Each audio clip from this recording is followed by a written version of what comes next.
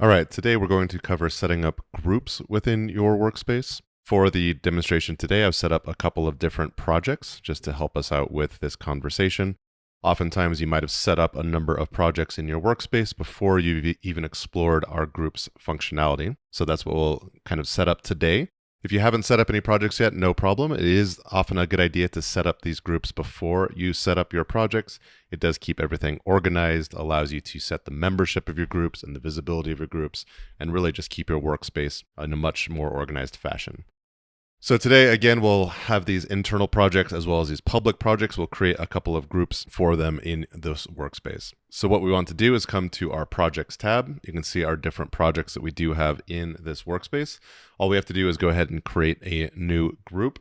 You can also create these groups at the same time as you are creating your projects. You'll see in the group selector dropdown the ability to create that new group. But for now, we'll just go ahead and create these groups at the top level. In our workspace, we'll just go ahead and create a public group for those public-facing projects. We'll set this group to public. Public groups means that projects within that group can be set to public.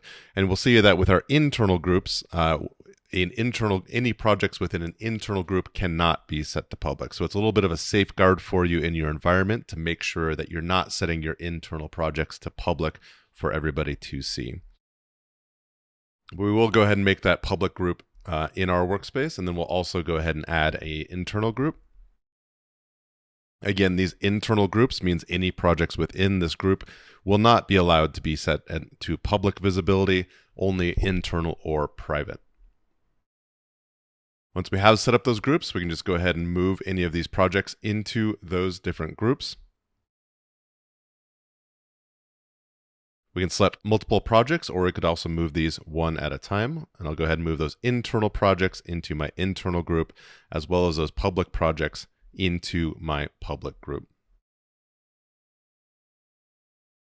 As you can see, this organizes our workspace a lot better. We know for sure that anything in my internal group is set to an internal or a private visibility.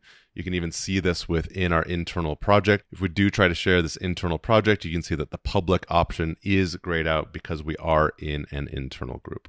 And that's how we set up our groups. Thanks for following along today.